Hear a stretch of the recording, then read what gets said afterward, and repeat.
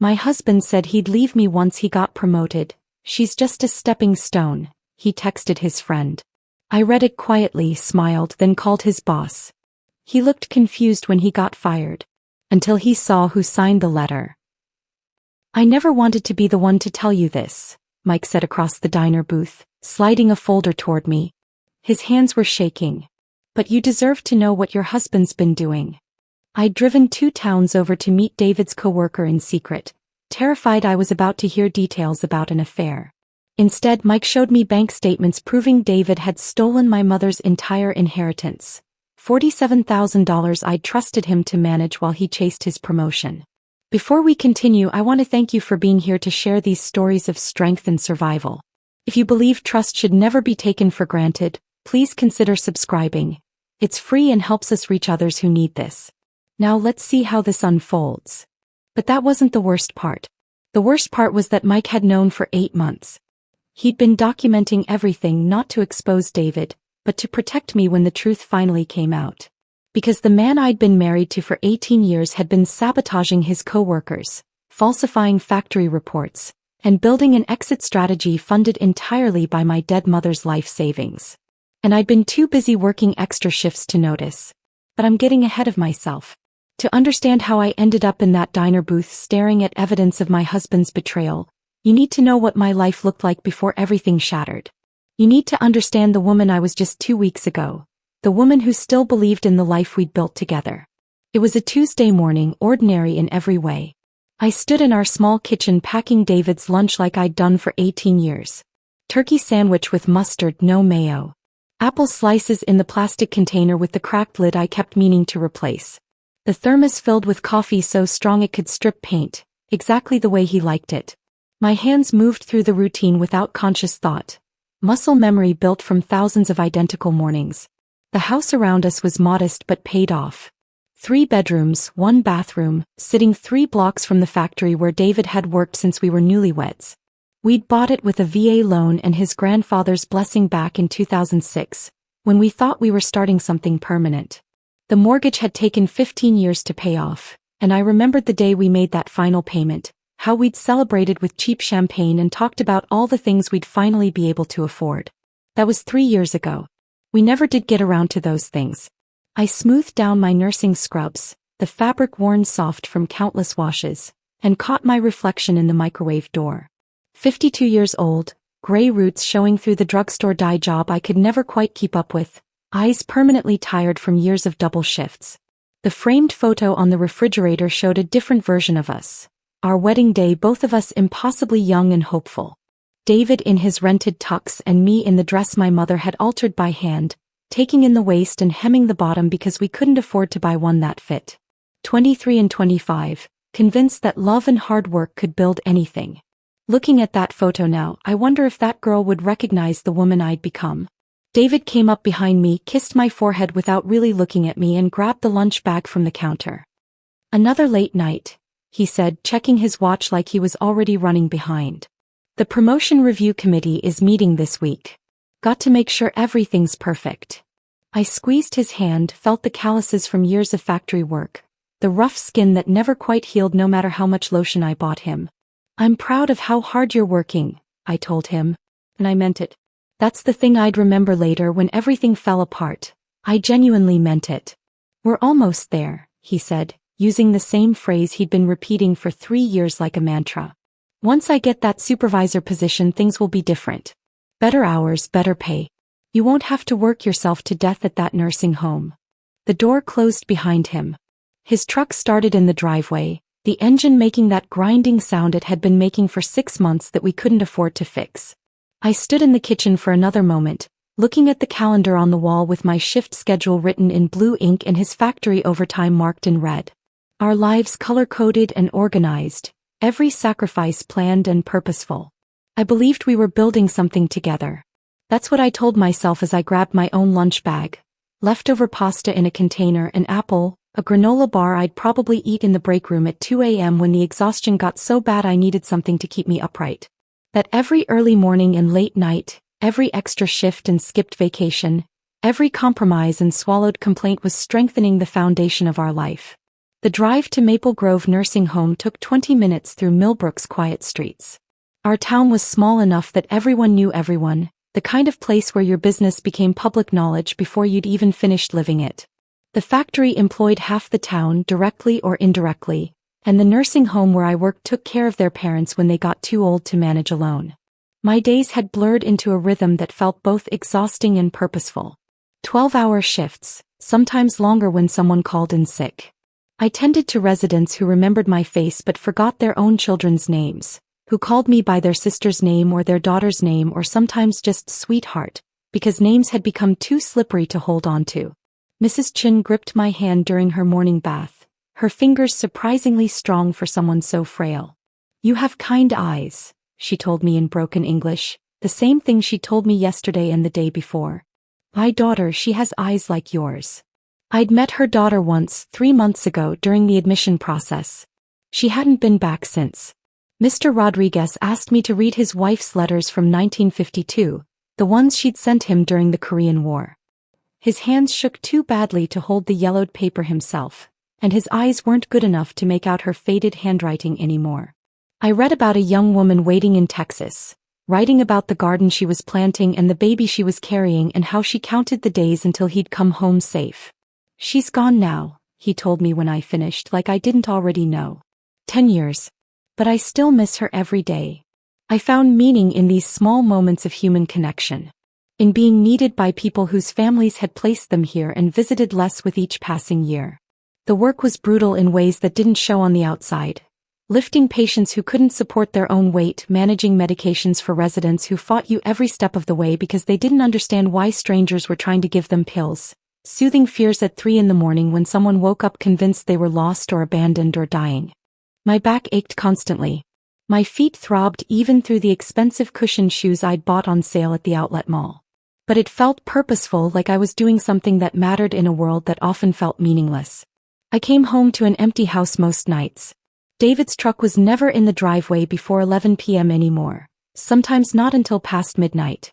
I'd heat up whatever leftovers I could find, eat standing at the counter because sitting down felt like admitting I was eating alone again, and fall asleep on the couch with the TV playing to fill the silence. When David finally came home, he'd find me there, half-conscious and still in my scrubs because I'd been too tired to change. "You should go to bed," he'd say, and his voice always sounded genuine, tired like mine. "You work too hard." I wanted to say that I was waiting up for him, that I missed him, that it had been 3 weeks since we'd had a real conversation that wasn't about bills or his promotion or who needed to pick up milk from the store. Instead, I'd mentioned that I felt lonely sometimes, that the house felt too quiet, and he'd sit on the edge of the couch and take my hand. "I know," he'd say, squeezing my fingers. "But the promotion will change everything. We're almost there. Just a little longer." I swallowed my complaints because I wanted to be supportive. Because his promotion had become the North Star we were both navigating toward. The distant point that would justify all these empty nights and lonely dinners and conversations that never went deeper than the surface. Just a little longer. That's what I kept telling myself. 3 years ago, when my mother passed away after a short battle with pancreatic cancer, she left me a small inheritance. $47,000 from the sale of her house and a lifetime of careful saving. She'd grown up during the Depression, and that mindset never left her. Clipping coupons, reusing aluminum foil, buying day-old bread from the bakery outlet, never purchasing anything she couldn't pay for in cash. That money represented decades of sacrifice, of denying herself small luxuries so she could leave something behind for me. The check arrived on a Tuesday and I stared at it for an hour, thinking about how she'd wanted this money to give me security, to give me options, to make my life a little easier than hers had been. David came to me that evening with spreadsheets printed from his computer and concern in his eyes. He sat me down at the kitchen table and explained that the factory was restructuring. His department faced potential cuts. One wrong move, one missed opportunity, could cost him everything we'd worked toward for nearly 2 decades. "There's a supervisor position opening up," he said, pointing to numbers on the spreadsheet that I didn't fully understand. "But the competition is fierce. I need to focus completely on positioning myself, on proving I'm indispensable. If I'm worried about money, about whether we can pay bills if they cut my overtime, I won't be able to give it everything I've got." He suggested we use my inheritance to cover our expenses for a year while he chased the promotion. take the financial pressure off so he could dedicate himself entirely to standing out, to networking, to doing whatever it took to secure our future. It's an investment, he said, and the spreadsheets made it look smart, sensible, like the responsible thing to do. In our future. In the security we've been building toward. Your mother would want you to use this money to protect our family. I signed the papers transferring the money into our joint account. He held me that night, really held me for the first time in months, and promised he'd make it worth it. Promised my mother would be proud of how I used her gift. I believed him. God help me, I believed every word. That's when everything changed, though I didn't see it at the time. I started picking up extra shifts to help with expenses, telling myself it was temporary, just until David's promotion came through and we could breathe again financially. When his coworker Mike needed someone to cover a weekend shift, David asked me to do it instead. Mike's daughter has a soccer tournament, he explained. And you know how it is, we're all like family at the factory. We help each other out. I spent my Saturday restocking medical supplies and filling in for someone I'd never met, coming home exhausted at 9 p.m. but satisfied that I was helping, that I was part of something larger than myself. David's late nights became routine. Production meetings that ran past dinner time. Strategy sessions with management that required him to stay until the building closed. Networking dinners with people who might influence the promotion decision. I stopped asking questions because I didn't want to seem unsupportive or needy, didn't want to add stress to a man who was already carrying so much pressure. Our small town of Millbrook felt even smaller on the nights I ate dinner alone. I'd watch through the kitchen window as neighbors gathered on porches, their laughter drifting through the summer air while I waited for headlights that never seemed to arrive when I expected them. The Johnsons next door had their grandkids visiting every weekend. Carol across the street sat with her husband on their porch swing, and even from my window I could see them talking, connected in a way David and I hadn't been in years. But I told myself we were different. We were building toward something bigger.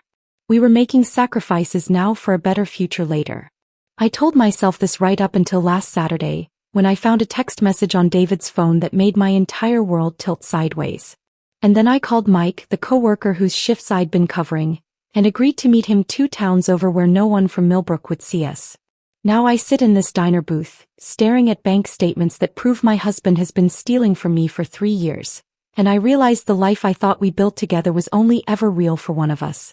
Mike slides another document across the table, and I force myself to look at it even though every page feels like a fresh wound. This one shows a transfer from 3 months ago. $1,200 labeled, emergency dental work. I remember that week. David came home complaining about a toothache, said he'd need a root canal, and I felt guilty for working so much overtime that I hadn't noticed he was in pain. There was no dental work. The money went to the account he shared with someone else. How did you get these? I ask, my voice barely above a whisper. Mike looks uncomfortable, like he's been dreading this question. David asked me to submit a false expense report about 6 months ago. Wanted me to claim overtime we didn't work and split the reimbursement with him. When I said no, he got angry. Said I was being self-righteous, that everyone did it. He pauses, stirring his coffee. That's when I started paying attention. Really paying attention. I noticed discrepancies in the production logs, equipment repairs that never happened, safety inspections he signed off on without actually doing them. Why didn't you report him? I almost did. Multiple times. Mike meets my eyes and I see genuine regret there. But then I thought about you. About what would happen to you if he got fired, if there was an investigation. You'd lose your house, your savings, everything. I didn't know how much he'd already taken from you, but I knew enough to realize you'd be left with nothing. He gestures at the folder. So I started documenting instead. I thought maybe if I had enough evidence, you could use it to protect yourself when the time came. I never imagined he'd drag it out this long. The diner around us feels surreal. The hiss of the grill, the clatter of dishes, a waitress refilling coffee for the couple 3 booths over. Normal life continuing while mine falls apart page by page. There's one more thing, Mike says quietly. He pulls out a printed email and I recognize the factory letterhead immediately. The supervisor position he's been chasing? It's not a new position. It's mine. I stare at him, not understanding. He's been systematically sabotaging my performance reviews for the past year. Reporting me for violations I never committed, documenting mistakes that never happened, creating a paper trail to make me look incompetent. Mike's jaw tightens. The promotion isn't something he's earning. It's something he's stealing by destroying me first. The folder sits between us, thick with evidence of a man I thought I knew. I realize Mike is watching me carefully, probably wondering if I'm going to break down completely. But the crying I expected doesn't come. Instead, I feel something cold and sharp settling in my chest. A clarity I haven't felt in years.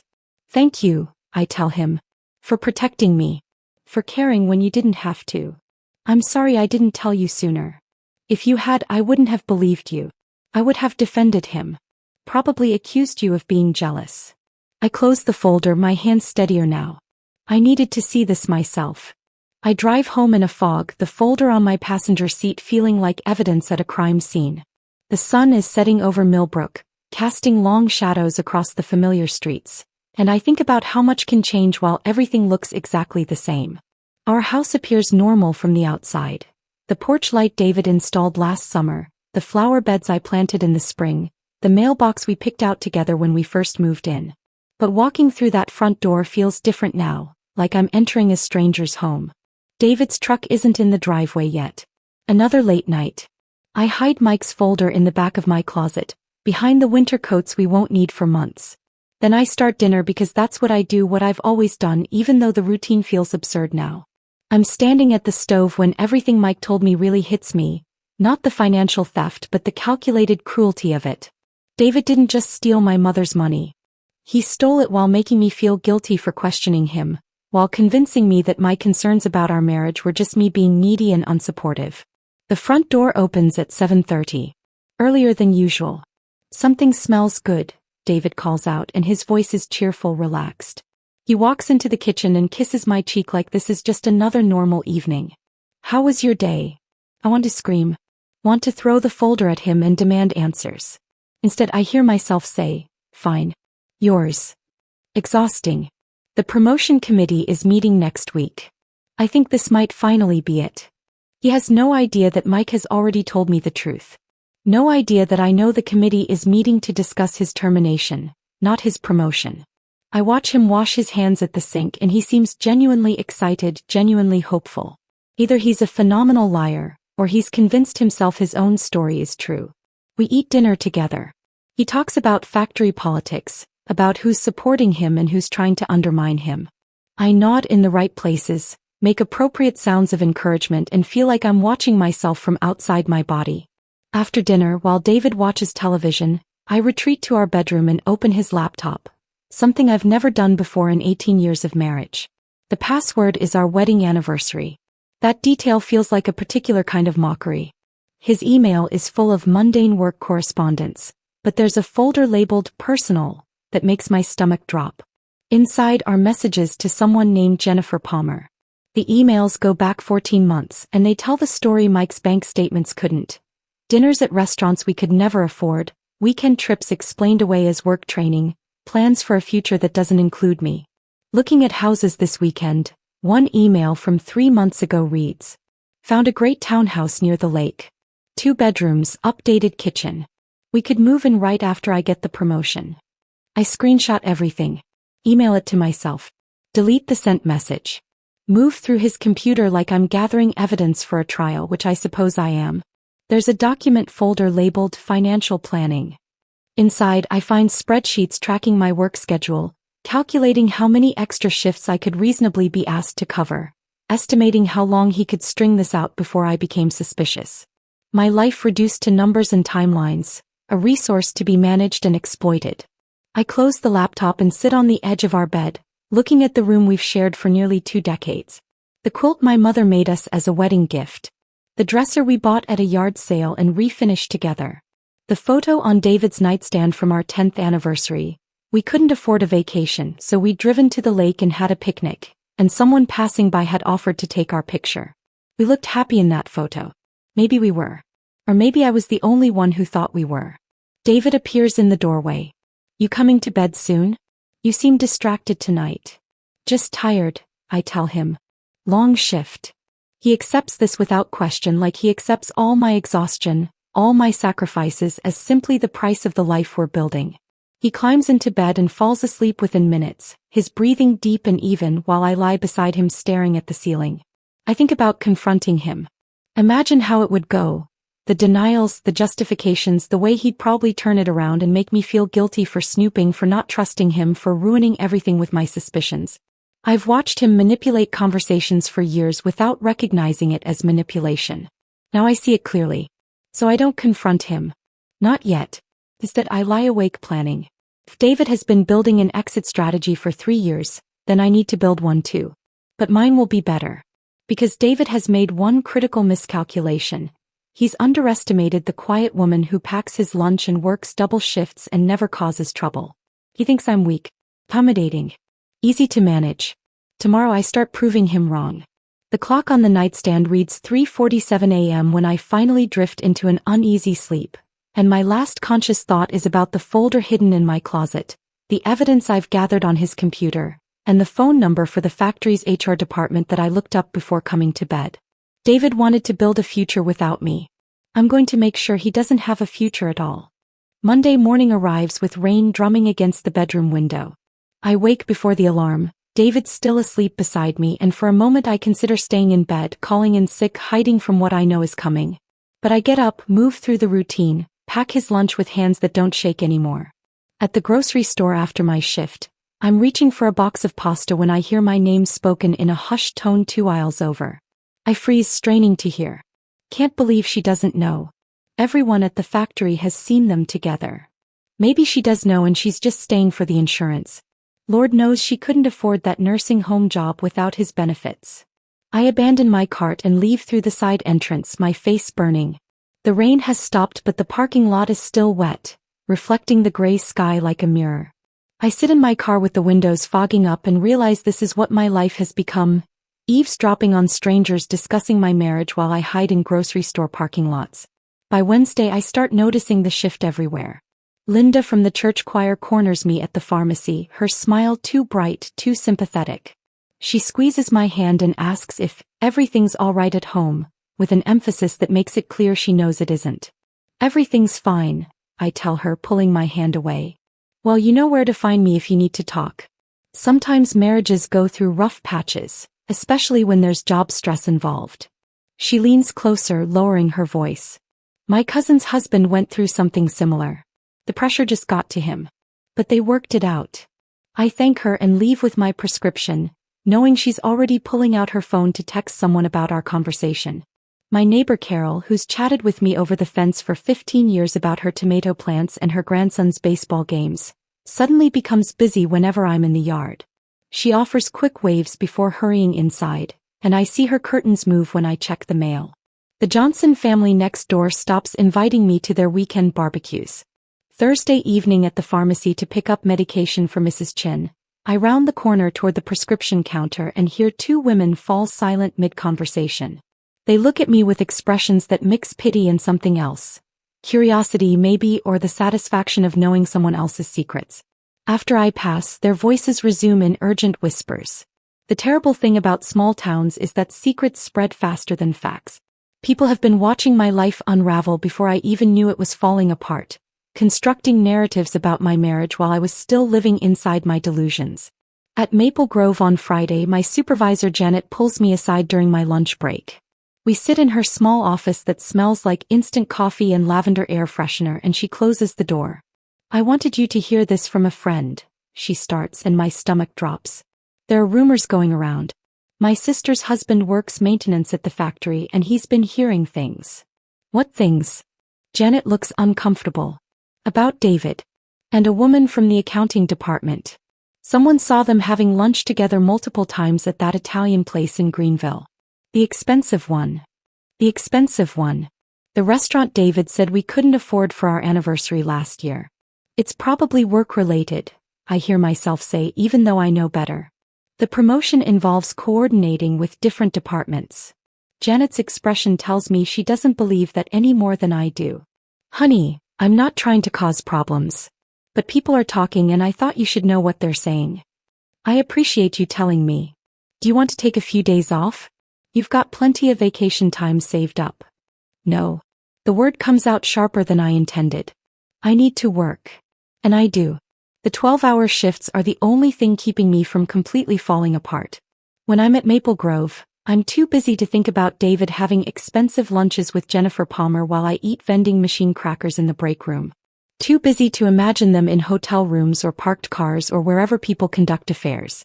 Too busy to count how many of our rough patches over the past 3 years were actually him planning his exit.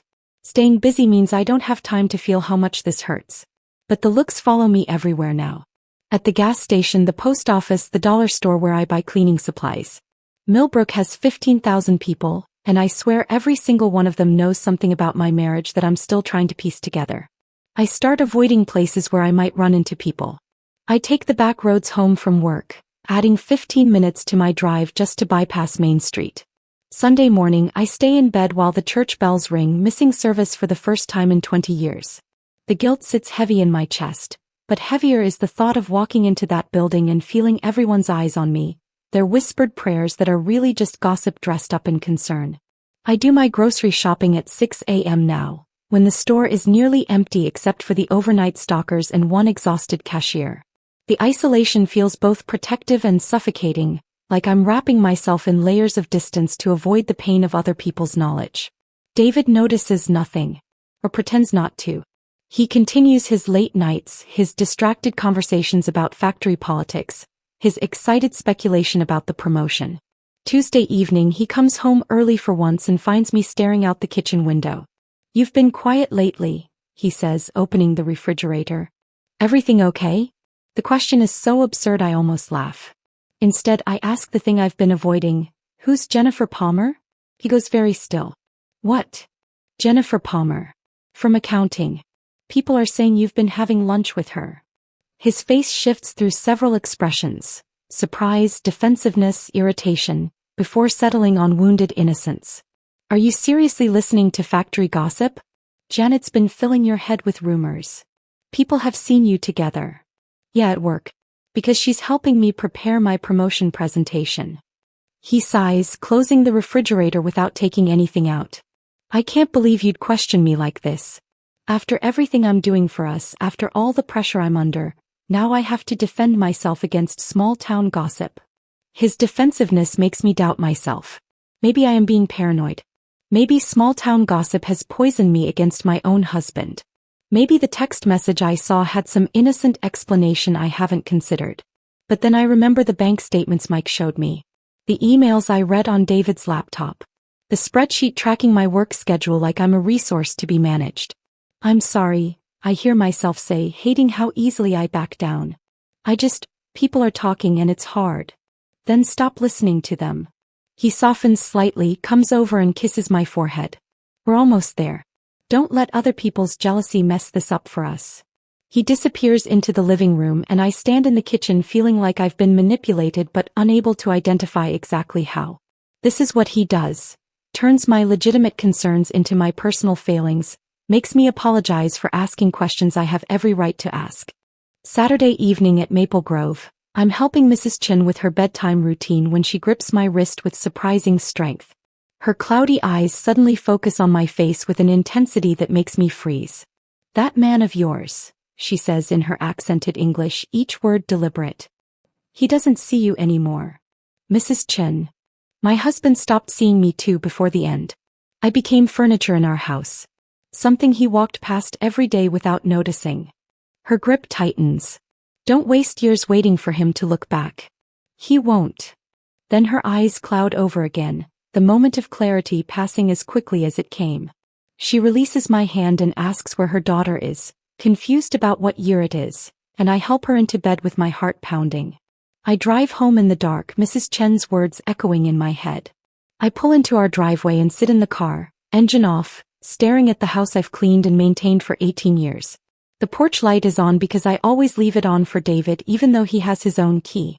The flower beds I planted are starting to wilt from neglect because I've been too exhausted to water them. Everything looks exactly the same as it did a month ago, but I see it differently now. I've become a ghost in my own life. David doesn't see me because I've made myself invisible. Always accommodating, always understanding, always putting his needs first until there's nothing left of me to notice. The streetlight above our mailbox flickers, casting uneven shadows across the yard. I think about Mrs. Chen's husband, about all the ways people stop seeing each other while still living in the same house. About how I've spent 18 years making myself smaller and quieter and more convenient, believing that sacrifice equaled love. I make a decision sitting there in the dark car. I need to know the full truth no matter how much it destroys me. Not fragments overheard in pharmacies or pieced together from bank statements. The complete picture of what David has been doing and who he's been doing it with. Tomorrow I'm going to find Jennifer Palmer and get answers. I don't sleep that night. Instead, I lie in the dark planning what I'll say, how I'll approach this, what questions will get me the truth I need.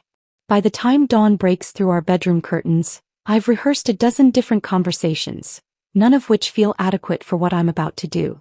David leaves at 8 for what he calls inventory review at the factory. A Saturday shift he claims is mandatory.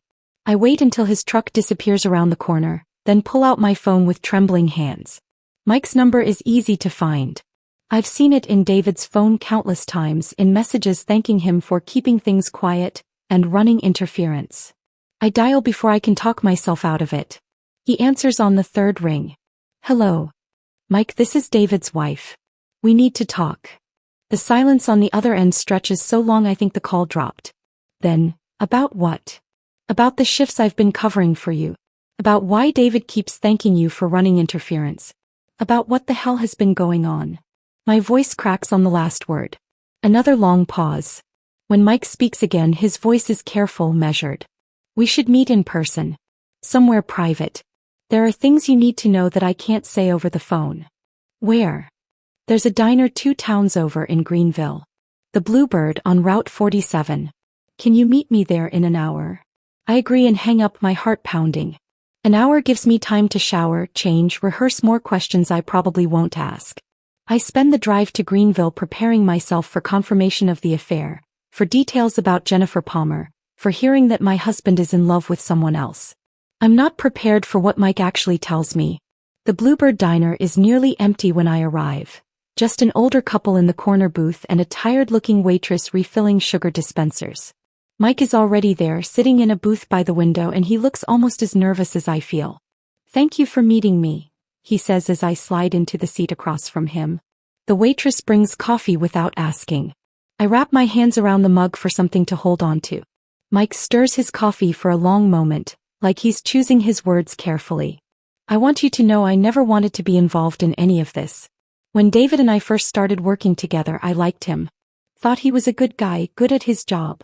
He looks up, meeting my eyes. I feel sick about what I'm going to tell you. Just tell me. He opens a folder I hadn't noticed sitting beside him on the vinyl seat. Slides it across the table. I don't know how much you know about your joint finances, but you need to see this. The first page is a bank statement from an account I don't recognize. But my name is on it. Mine and David's joint holders. The transactions listed make my stomach drop. Transfer. $800, equipment repair. Transfer. $1,200, medical expense. Transfer. $950, emergency home repair. Transfer. $1,400, dental work. I flip through page after page. Hundreds of transactions over 3 years, all labeled with plausible household expenses, all transferring money out of our joint account into a separate account I never knew existed. Where did this money come from? Mike asks gently. My mother's inheritance. The words feel thick in my throat. $47,000. David said we needed it to cover expenses while he focused on getting promoted. Mike nods slowly. Look at the balance on the last page. I flip to the end. The current balance shows $3,847.52. That can't be right, I whisper. We only used it for bills. For keeping us afloat while David stole it, Mike finishes quietly. $800 here. $1,200 there. All of it labeled as legitimate expenses that never actually happened. I stare at the numbers until they blur together. The mug of coffee in my hands has gone cold. Mike's voice seems to come from very far away. How did you get these? He looks uncomfortable. About 8 months ago, David asked me to submit a false expense report. Claimed we'd worked overtime on a project that never happened, wanted me to split the reimbursement with him 50-50. Mike shakes his head. When I said no, he got angry. Called me self-righteous, said everyone did it, that I was being stupid for passing up easy money. What did you do? I started paying attention. Really paying attention. He pulls out more documents. Printouts of time cards, expense reports, maintenance logs. David's been claiming overtime he never worked. Charging personal expenses to factory accounts. Dinners, gas, even car repairs. He's been manipulating production records to make his numbers look better. Skipping required safety inspections but signing off that he completed them. Each revelation lands like a physical blow. This isn't just an affair. This is systematic fraud. I found irregularities going back almost 3 years, Mike continues. Right around the time the supervisor position was first announced. He's been building a false record of exceptional performance while making himself look indispensable. Why didn't you report him? Mike's expression turns pained. I almost did. Multiple times I drafted emails to HR, sat in my truck in the parking lot with my finger over the send button. He pauses. But then I thought about you. About what would happen if David got fired if there was a full investigation. You'd lose your house, your savings, everything. And I didn't know how much he'd already taken from you, but I knew enough to realize you'd be left with nothing. The kindness in his voice makes my eyes burn. So instead of reporting him, I started documenting everything. Every falsified report, every fraudulent expense claim, every manipulation. He gestures at the folder. I thought maybe if I gathered enough evidence, you could use it to protect yourself when the truth came out. I never imagined he'd drag it out this long. I look down at the folder, at the careful documentation of my husband's crimes. You did this for me? Someone you barely know? I've seen you at factory events. You're always kind, always helping. You deserve better than this. Mike hesitates, then slides one more document across the table. There's something else you need to know. It's a printed email chain between David and someone in HR. I recognize the factory letterhead immediately. The emails detail performance concerns about Mike. Missed deadlines, safety violations, quality control issues. A paper trail documenting incompetence and unreliability. None of that is true, Mike says quietly. I've never missed a deadline. Never had a safety violation. My performance reviews have been excellent for 12 years. He points to the dates. These complaints started appearing right after I refused to help David with that fake expense report. The realization hits me like ice water. He's been sabotaging you. The supervisor position isn't a new role. It's mine. I've been the acting supervisor for the past year while they finalized the permanent promotion. Mike's jaw tightens. David's been systematically destroying my reputation to justify giving him my job. The promotion he's been chasing isn't something he's earning. It's something he's stealing by making me look incompetent. I sit back against the vinyl booth, feeling like the floor has dropped out from under me. This is so much worse than an affair.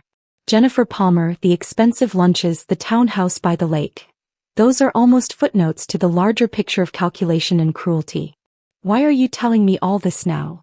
Mike meets my eyes. Because last week, HR scheduled a meeting for next Thursday to finalize the promotion decision. David thinks he's won. He thinks his false reports have worked, that he's successfully discredited me, that the job is his. He pauses. But if someone credible came forward with evidence of his fraud, someone like his wife, someone HR would have no reason to doubt, everything would change. The implication hangs between us. He's not asking me to do anything. But he's placed the weapon in my hands. I need to think, I manage to say. Of course. Mike closes the folder and pushes it toward me. This is yours now. All the documentation, all the evidence. What you do with it is completely your choice. I take the folder with numb fingers. It feels impossibly heavy, like it contains more than just papers. I'm sorry, Mike says as I stand to leave. I'm sorry you're married to someone capable of this. And I'm sorry I didn't tell you sooner. I nod, not trusting myself to speak, and walk out into the parking lot where the morning sun feels too bright, too normal for what I've just learned. The drive home passes in a fog. I keep seeing those bank statements, my mother's inheritance drained away in careful increments. She saved that money through decades of sacrifice, denying herself small comforts so she could leave me something meaningful. And David spent it on building a life without me while convincing me we were building something together. I pull into our driveway and sit in the car, the folder on my passenger seat looking innocuous, just manila paper and documents. But inside is evidence that could destroy David's career, expose his fraud, and any chance he has of getting that promotion. The question is whether I'm capable of using it. David's truck isn't back yet. I carry the folder inside and hide it in the back of my closet behind winter coats we won't need for months. Then I sit on the edge of our bed in the house we paid off together, and realize my marriage ended long ago. I'm just the last one to find out. I sit on the edge of our bed for a long time after hiding Mike's folder in the closet. The house is quiet except for the ticking of the kitchen clock and the hum of the refrigerator, sounds that have been the background of my life for 18 years. Everything looks the same, but I feel like I'm seeing it all for the first time through someone else's eyes. Sunday morning, I pull the folder out and spread the documents across our dining room table. Bank statements, emails, expense reports. The careful documentation of 3 years of systematic betrayal. My hands don't shake anymore. Shock has burned itself out, leaving behind something colder and sharper. I'm looking at a transfer labeled, Emergency Car Repair, $1,400, when I notice something I missed before. The account receiving the money has 2 names on it, David Brennan and Jennifer Palmer. Jennifer Palmer. Not just his coworker. Not just the woman from accounting he was having expensive lunches with. A joint account holder. A partner in whatever life he was building. I open my laptop and type her name into Facebook. Her profile appears immediately. Privacy settings loose enough that I can see everything without sending a friend request. She's about my age, maybe a few years younger. Divorced, according to her relationship status. Her profile picture shows her on a hiking trail somewhere scenic, smiling at the camera with the kind of confident joy I haven't felt in years. I scroll through her photos and each one confirms what I already suspected. A dinner at Giuseppe's, the expensive Italian place in Greenville where David said we couldn't afford to celebrate our anniversary. Posted 6 months ago with a caption about, perfect evening with great company. A weekend trip to Niagara Falls. I remember that weekend. David told me he had mandatory safety training, apologized for missing my birthday dinner. I'd covered 2 extra shifts to make up for the lost income. In Jennifer's photo, she stands in front of the falls wearing a new jacket, her face lit up with happiness. Check-ins at restaurants I've never been to. Wine bars. A concert venue. A bed and breakfast in the Adirondacks. Her apartment. No, her townhouse, judging by the visible second floor in the background of her Christmas photos, looks nothing like our modest 3-bedroom house. Updated kitchen with granite counters. Hardwood floors. Furniture that didn't come from yard sales or the clearance section at discount stores. My mother's inheritance bought all of it. There are no photos of David. Jennifer's smart enough not to post evidence of dating a married man.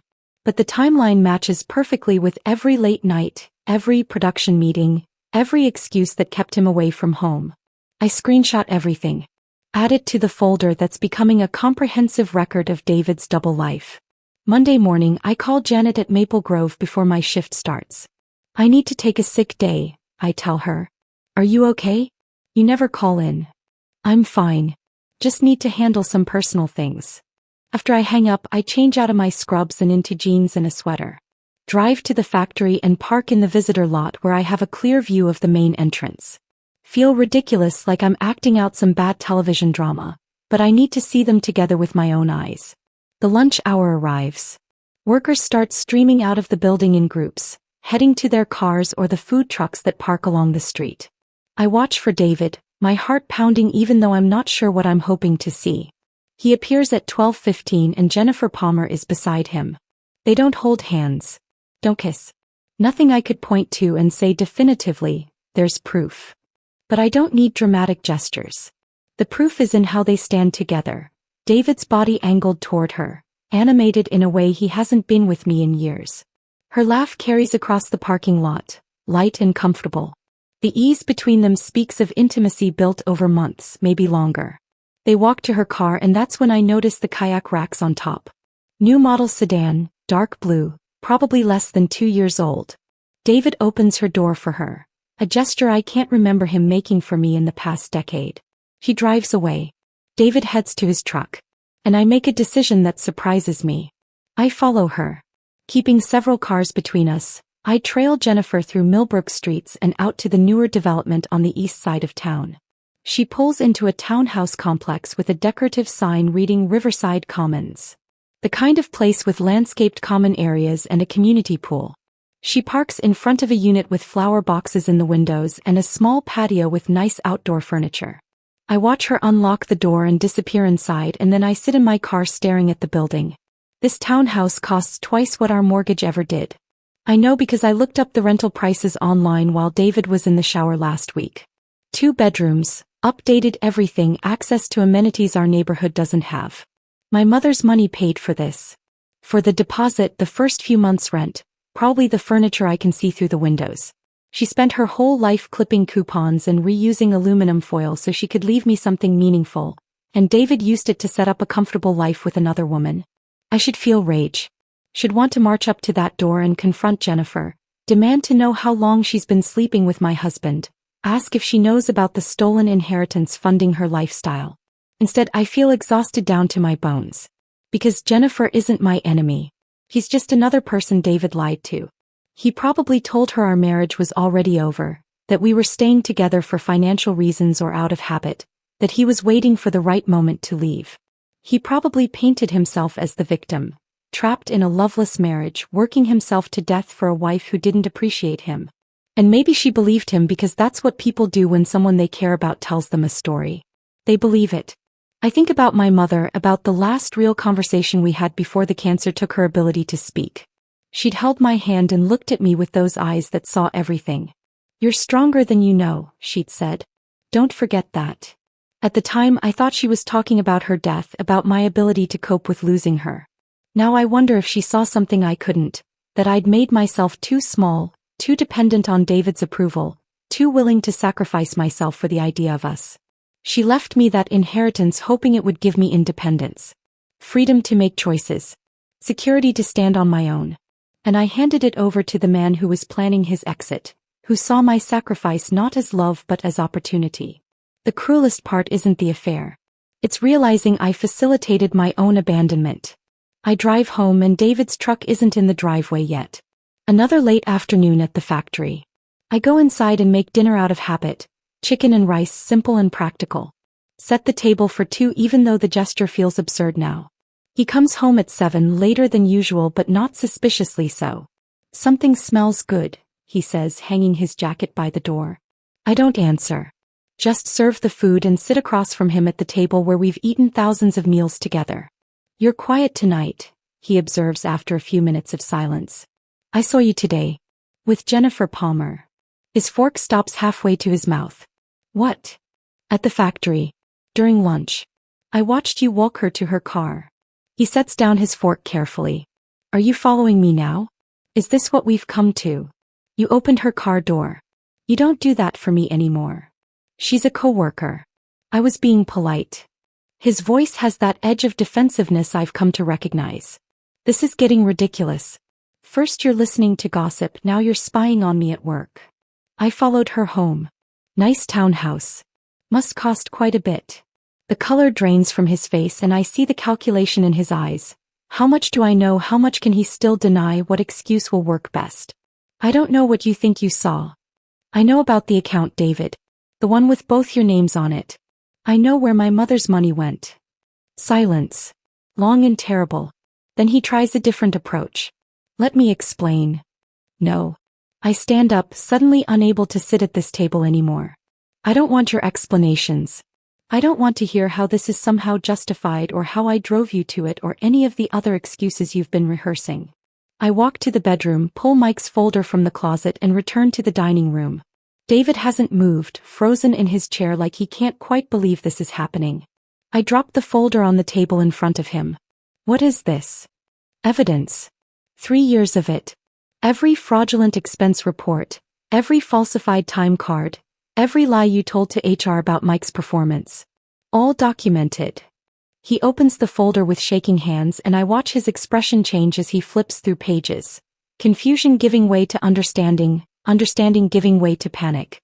"Where did you get this?" "Mike gave it to me." "The man you've been trying to destroy to steal his job? He's been protecting me. Documenting everything in case I ever needed proof of what you really are." David looks up at me and for the first time I see real fear in his eyes. Not fear of losing me, fear of losing everything else. "You can't show this to anyone. Do you understand what this would do?" "I understand perfectly." This would end my career. We'd lose everything. We've already lost everything. My voice sounds calm, almost detached. You made sure of that 3 years ago when you started stealing from me. I wasn't stealing. That money was for us. It was for Jennifer Palmer. For her townhouse and her vacations and the life you were building while I worked 70-hour weeks thinking we were in this together. He stands, reaching for me, and I step back. Don't. Please. Let me explain. It's not what you think. Tomorrow is Monday, I say, cutting him off. You have work. I have work. We're going to go about our normal routines. But I want you to know something. He waits, looking smaller somehow than he did 5 minutes ago. I haven't decided what to do with this evidence yet. But when I do decide, you won't see it coming. Just like I didn't see any of this coming. I walk to our bedroom and close the door. Lock it for the first time in 18 years of marriage. On the other side, I hear David moving around, the rustle of papers as he looks through the folder, his footsteps pacing, a sound that might be crying or might just be anger.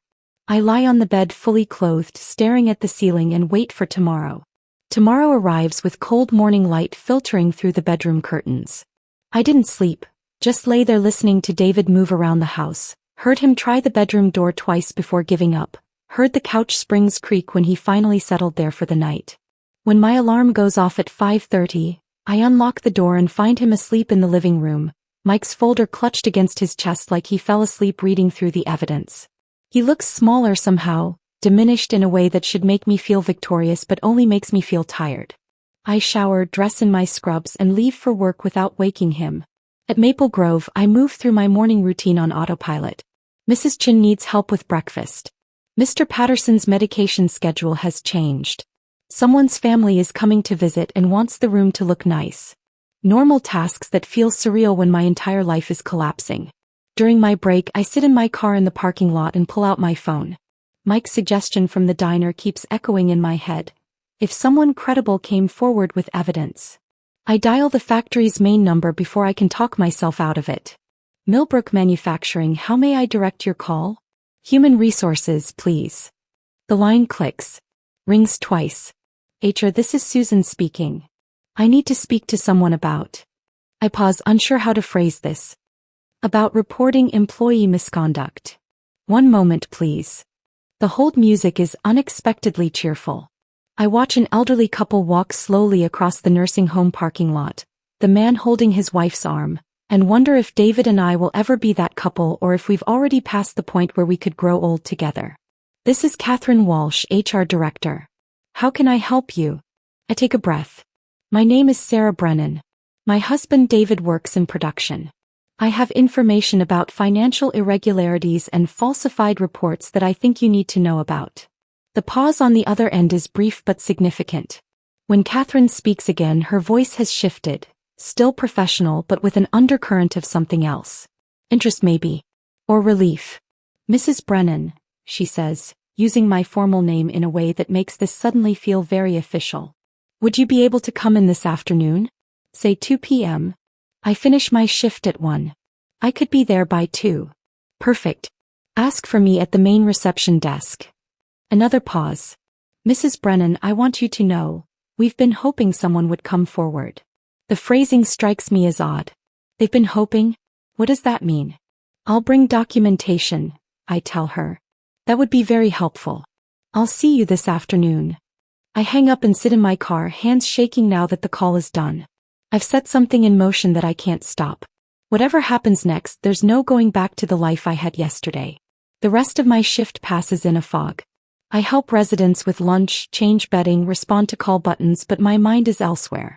At 12:30, while I'm helping Mrs. Chin with her afternoon routine, she grips my wrist with surprising strength.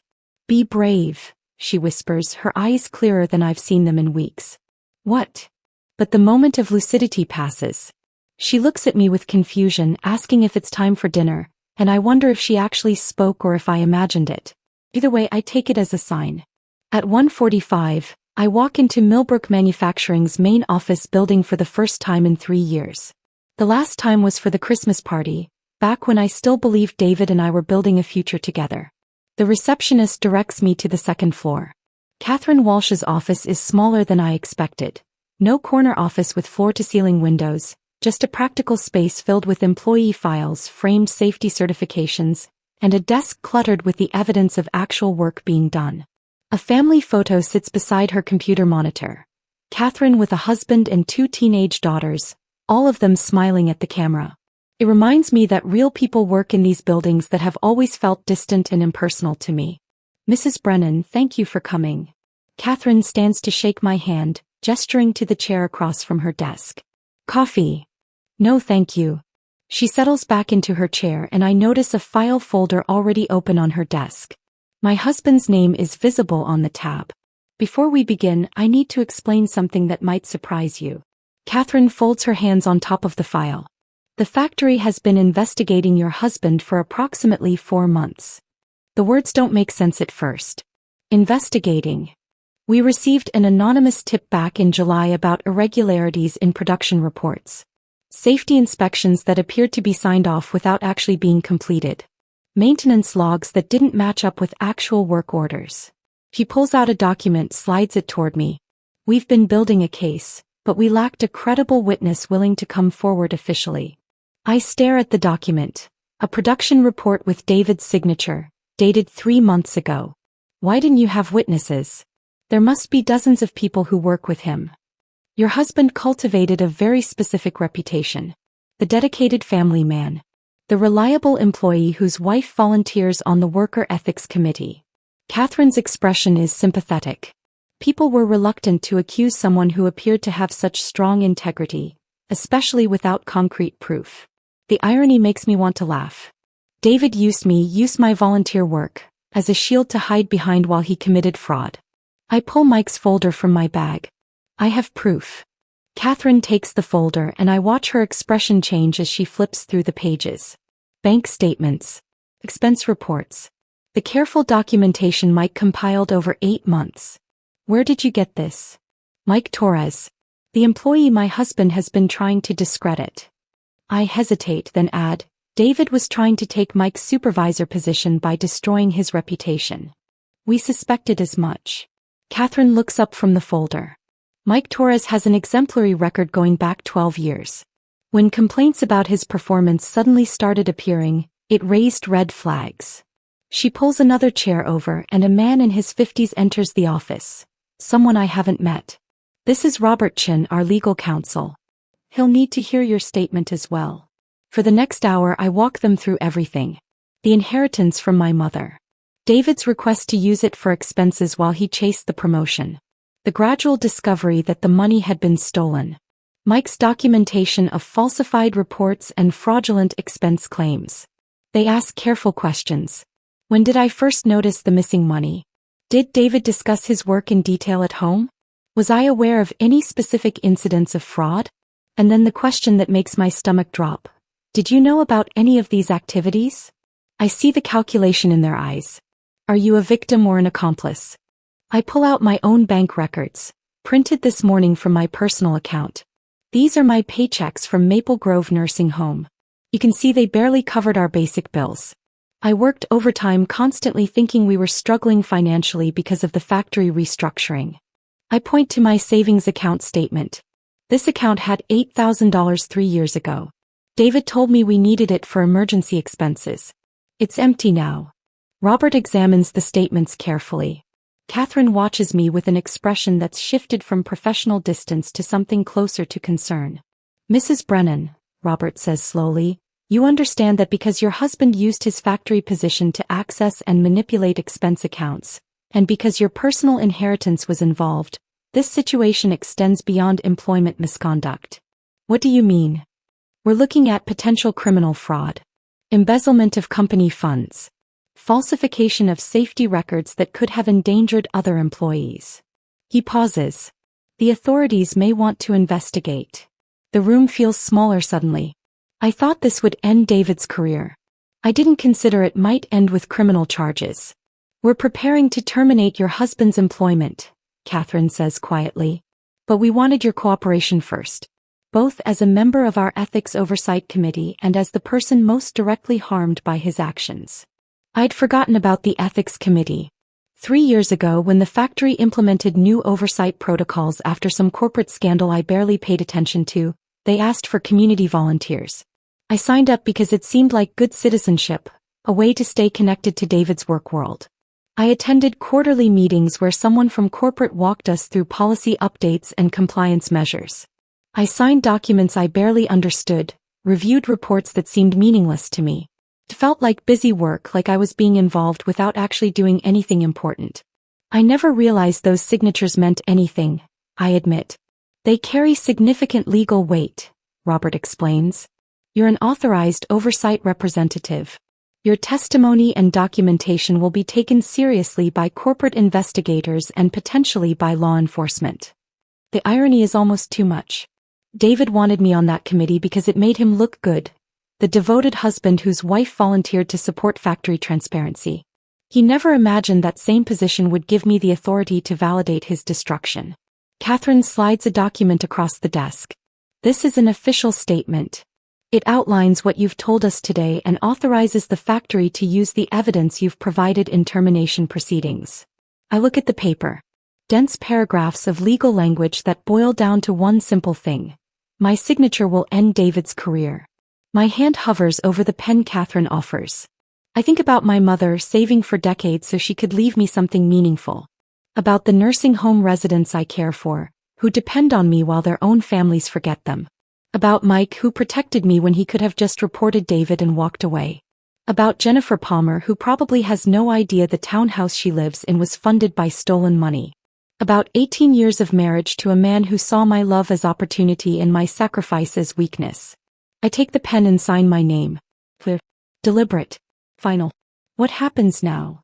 I ask. We'll schedule a meeting with your husband for Thursday morning, Catherine says. He'll be presented with the evidence and given the opportunity to respond before termination is finalized. Thursday. 2 days away. I stand to leave and Catherine walks me to the door. Mrs. Brennan, she says quietly, for what it's worth, you're doing the right thing. I drive home in the late afternoon sunlight and I can't tell if I feel lighter or heavier for what I've just done. I drive home from the factory on Tuesday afternoon with the weight of what I've done settling into my bones.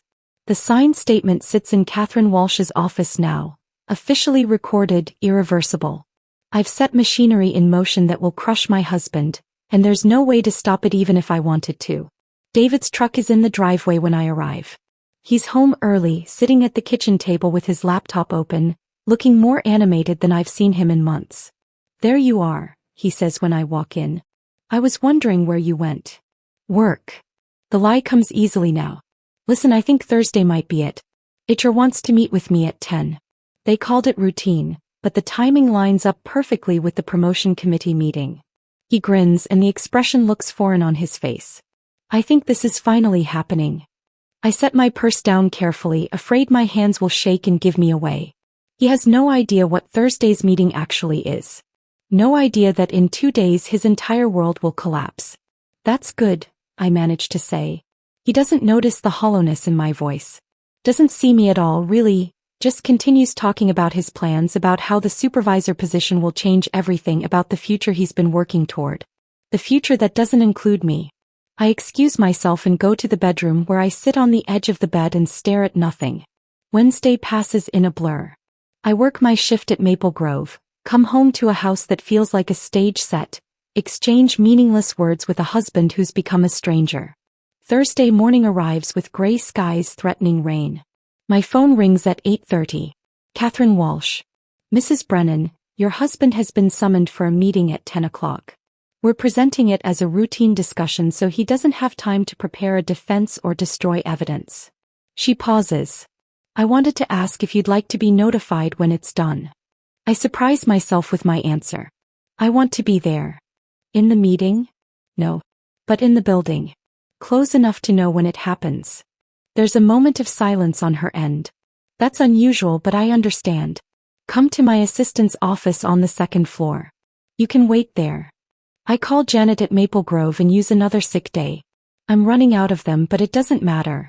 Nothing about my normal routine matters anymore. At 9:45, I park in the factory visitor lot and walk into the administrative building. Catherine's assistant, a young woman named Maria, offers me coffee and a chair in the small outer office. The coffee tastes like it's been sitting on the burner too long, but I drink it anyway, needing something to do with my hands. The clock on the wall ticks toward 10. I watch the second hand make its slow circuit, each tick feeling like a hammer blow. At exactly 10 o'clock I hear footsteps in the hallway. David's voice, cheerful and confident. "Morning, Maria. They ready for me?" "Go right in, Mr. Brennan." The door to Catherine's office closes. Through the thin walls I hear muffled voices. David's tone is relaxed, almost jovial. He thinks this is his moment, the meeting where everything he's worked for finally pays off. I hear him say something about, excited to discuss the next steps, and ready to take on more responsibility. Then Catherine's voice cuts through, formal and unyielding. The pleasant small talk ends abruptly. The quality of David's responses changes. The confidence drains away. I hear confusion first. "I'm sorry, what?" Then defensive arguments, his voice rising slightly. "There must be some mistake. I can explain." Catherine's voice remains calm, methodical. I catch phrases through the wall. Financial irregularities, and falsified safety documentation, and ethics committee verification. There's a long silence. Then David's voice, sharp with something between anger and panic. "What ethics committee verification? Who the hell verified anything?" Catherine's response is too quiet for me to hear clearly, but I imagine her sliding the termination letter across the desk. Imagine David's eyes traveling down the page, past the corporate language and legal justifications, landing on the signature at the bottom. My signature. The silence stretches out. I grip my coffee cup hard enough that my knuckles turn white. Then David's voice, completely different now. "Sarah? My wife verified this." I can't hear Catherine's response, but I know what she's telling him. That yes, his wife provided the evidence. That yes, his wife signed the statement that makes all of this official. That yes, the woman he's been lying to for 3 years had the power to end his career and chose to use it. More silence. Then the sound of a chair scraping back. The door opens and David emerges into the outer office. His face has gone ashen, all color drained away. He's gripping the termination letter in both hands like it might disappear if he doesn't hold on tight enough. He doesn't see me at first. His eyes are fixed on the paper, scanning it over and over as if the words might rearrange themselves into something different. Then he looks up and our eyes meet across the small office. I see complete disbelief on his face. Not anger yet, that will come later. Not even hurt. Just shocked incomprehension that I was capable of this. The woman who packed his lunch every morning for 18 years. Who covered shifts for his coworkers without question. Who gave him her mother's inheritance because he said they needed it. Who made herself smaller and quieter and more convenient for nearly 2 decades. That woman just orchestrated his professional destruction. His mouth opens. He takes a step toward me. Robert Chin, the legal counsel, appears in Catherine's doorway.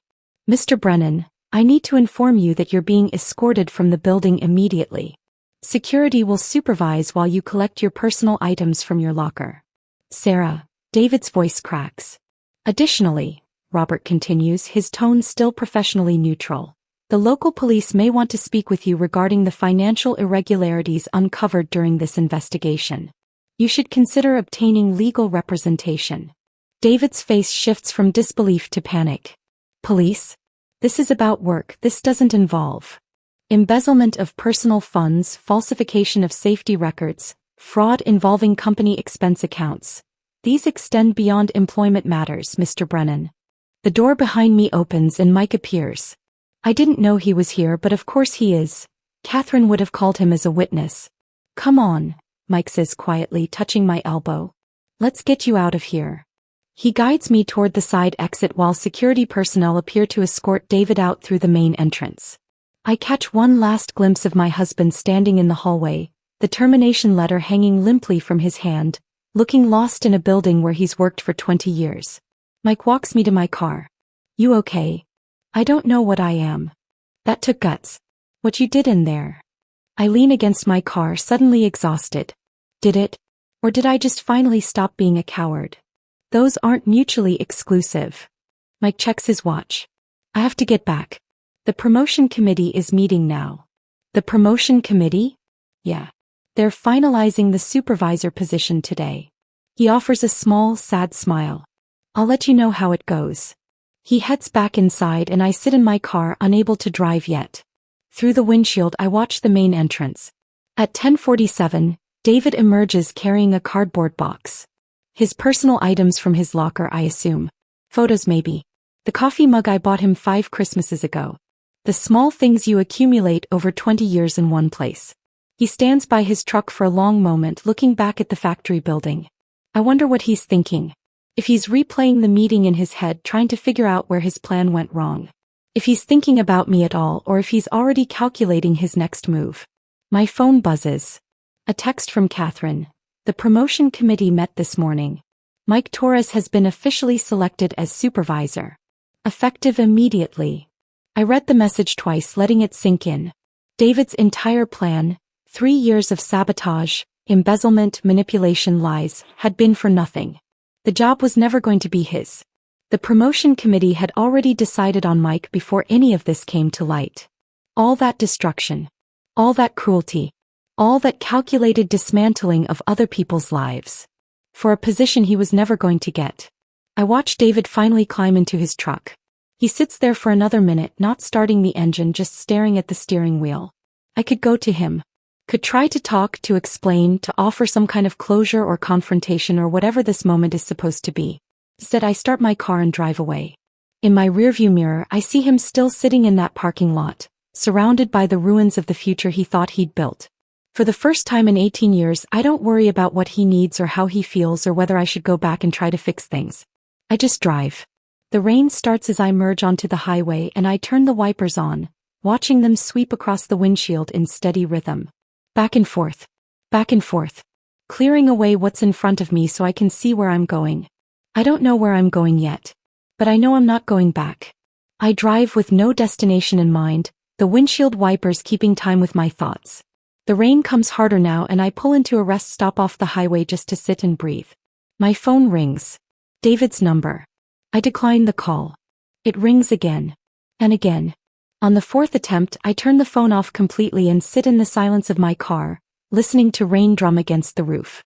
I don't go home that night. Can't face the house where David will eventually return, can't navigate the conversation we'll have to have.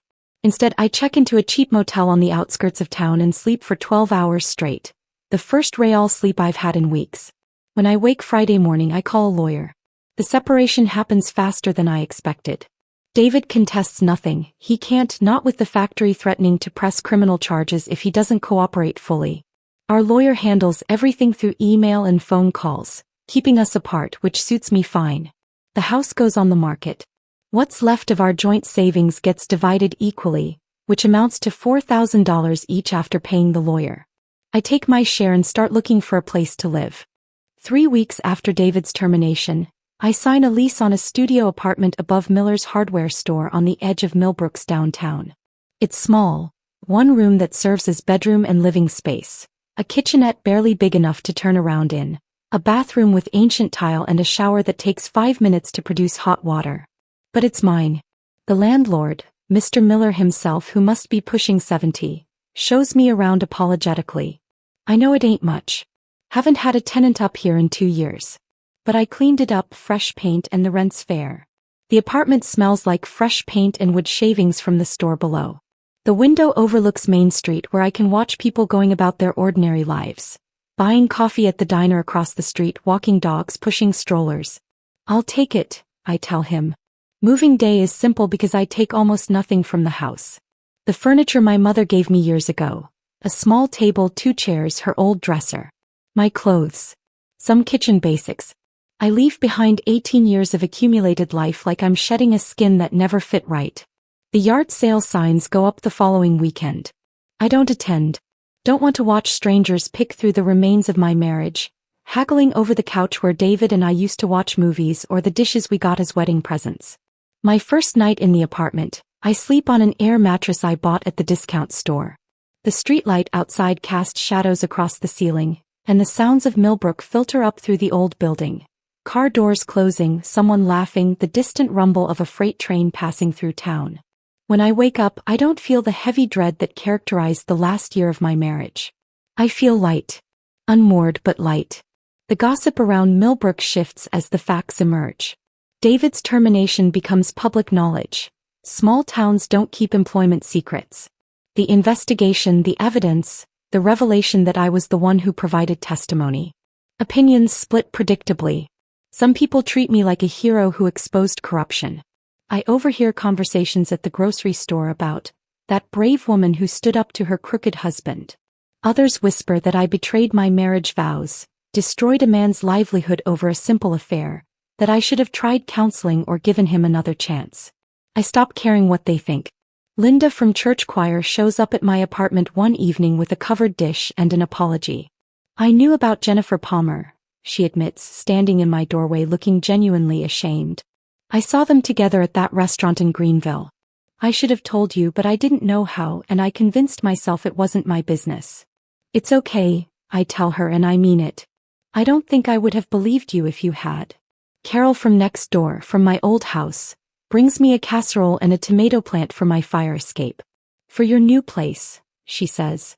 I wish I'd had your courage when my own husband cheated back in '98. I stayed for another 10 years and they were the worst years of my life.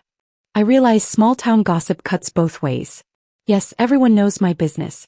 But that also means other women see me as proof that you can walk away and survive. I become an accidental example which feels uncomfortable but somehow purposeful. One evening in early autumn, Mike stops by with paperwork. The factory has a restitution program, he explains, sitting on my small balcony that barely fits 2 folding chairs. For employees who've been victims of workplace fraud. It might not recover everything David took, but it could get you some of your inheritance back. How much? Hard to say. Maybe 10-15,000 if the investigation confirms all the irregularities we documented. He hands me the forms. Don't expect miracles, but it's something. We sit drinking iced tea in the cooling evening air, and Mike apologizes again, for not telling me sooner, for letting me cover those shifts while David used me, for all the ways he prioritized protecting his own position over protecting me. If you'd told me a year ago, I wouldn't have believed you, I say, watching the traffic light at the corner change from green to yellow to red. I would have defended David. Probably accused you of being jealous about the promotion. Maybe. I needed to discover it myself. Needed to be angry enough to act. Needed to reach the point where saving my marriage mattered less than saving myself. Mike nods slowly. For what it's worth, you saved more than just yourself. The safety violations David was covering up could have gotten someone hurt. And he wasn't the only one cooking the books. Your testimony gave 3 other people the courage to come forward about irregularities in their departments. Before he leaves, Mike mentions that the supervisor position is demanding but rewarding, that he's still adjusting to the responsibility, that he's grateful I gave him the chance to do the job honestly. After he's gone, I sit on the balcony as the sun sets over Millbrook, painting the sky in shades of orange and pink, and I realize something important. Some revenge isn't about destruction. It's about making sure the right person wins. 6 months pass. I settle into rhythms that feel nothing like my old life. Work at Maple Grove, where Mrs. Chin tells me I look different. Lighter somehow, even though I've probably aged 5 years in the past half year. Quiet evenings in my small apartment. Weekend mornings at the farmer's market. A Tuesday night book club I joined on impulse. David tried to contact me once, through his lawyer, asking if we could talk about reconciliation. I didn't respond because there's nothing left to say. He chose his path, I chose mine. The restitution program comes through. $12,000 recovered from the factory's investigation into David's fraudulent expense claims. It's not the full inheritance, but it's enough to give me breathing room, enough to stop working every available overtime shift. One Saturday afternoon, I'm folding laundry from the laundromat down the street when I catch my reflection in the window. A 52-year-old woman in worn jeans and a nursing home t-shirt, gray roots showing through because I haven't bothered with hair dye in months. No makeup. No jewelry except my mother's simple silver bracelet. No attempt to be anything other than exactly who I am. I look tired. But I also look real, like I've finally stopped performing for an invisible audience. The studio apartment isn't where I imagined I'd be at this stage of life. I thought I'd grow old in that house with the paid-off mortgage. Thought security meant staying married, maintaining the status quo, making the best of whatever I had. Thought my mother's inheritance was supposed to protect me from uncertainty. But standing here in this small space that's entirely mine, No one else's mess to clean, no one else's needs to anticipate, no one else's lies to navigate. I understand something I couldn't have known before. Freedom doesn't always feel like triumph. Sometimes it feels like falling. Like losing everything you built. Like starting over with almost nothing but your own breath and your own choices. And sometimes that fall is exactly what saves you. I hang up my scrubs for tomorrow's shift. Make tea in the chipped mug I bought at a yard sale for 50 cents. Sit by the window and watch Millbrook's lights flicker on as evening settles in. The street lights, the houses, the stores closing up for the night. I don't know what comes next. Don't have a 5-year plan or a clear vision of my future. Don't even know if I'll stay in Millbrook or eventually move somewhere no one knows my story. But for the first time in years I'm curious to find out. That curiosity, small and fragile as it is, barely more than a flicker, feels like the beginning of something I'd almost forgotten existed. Hope. I sip my tea and watch the world outside my window and I realize I'm not waiting anymore. Not waiting for David to come home. Not waiting for a promotion that will fix everything. Not waiting for permission to want something different. I'm just living. And that, it turns out, is enough. If this story of betrayal and redemption had you on the edge of your seat, hit that like button right now. My favorite part was when Sarah's signature appeared on David's termination letter. The ultimate power move. What was your favorite moment? Drop it in the comments below. Don't miss more powerful stories like this. Subscribe and hit that notification bell